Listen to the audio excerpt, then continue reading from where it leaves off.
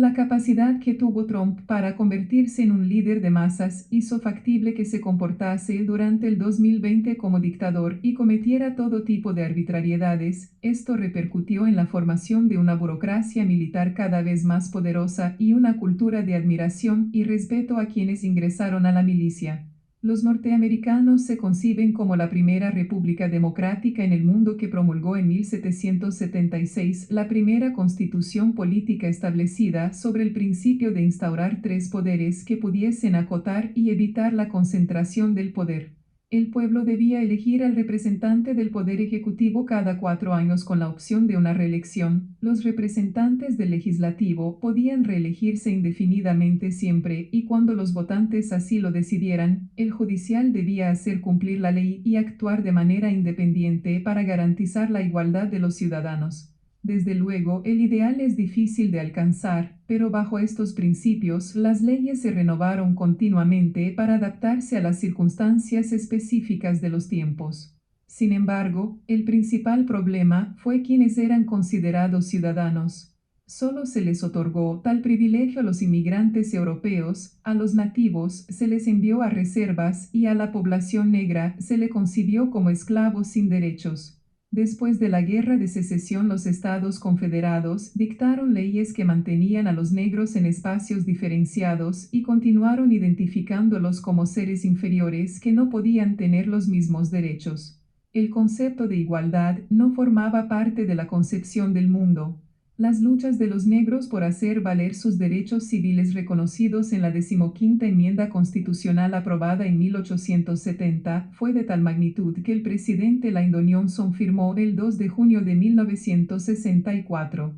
La posibilidad que un presidente se afianzara en el cargo y se convirtiera en un dictador totalitario la otorgó el propio Congreso de Estados Unidos al permitir la concentración del poder en el Ejecutivo Federal cuando aprobó la Ley Patriótica.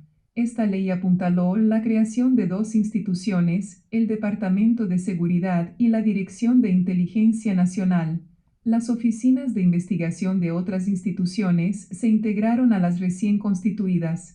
El Departamento de Seguridad Interior tuvo bajo su autoridad a organismos dedicados a la vigilancia y control de ciudadanos, de inmigrantes y de extranjeros que vivían o no en Estados Unidos. Este fue el paso para que el presidente tuviese bajo su dominio el control de la información que requiriese sobre cualquier habitante, fuese ciudadano o no, incluso cualquier extranjero que utilice el transporte aéreo. Una de las habilidades más importantes del equipo de Trump fue utilizar la propaganda difundida en las redes sociales de forma certera para convencer a millones de personas que él era el líder que solucionaría sus problemas reales o imaginarios. Facebook y Twitter fueron sus aliados más importantes gracias a que Zuckerberg vendió la información de los usuarios para catalogarlos según su personalidad, sus características físicas, intereses y miedos a fin de diferenciarlos y dirigir una propaganda personalizada.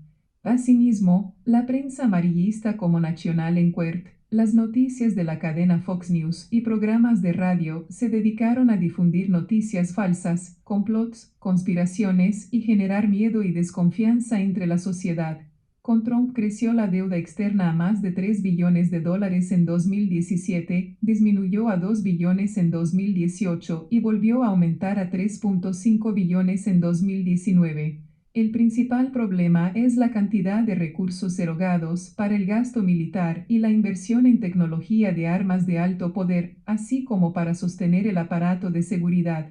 Las elecciones de 2020 han sido de particular importancia para Estados Unidos porque el pueblo definirá cuál es el rumbo de su país, pero no solo de este, sino también del mundo entero.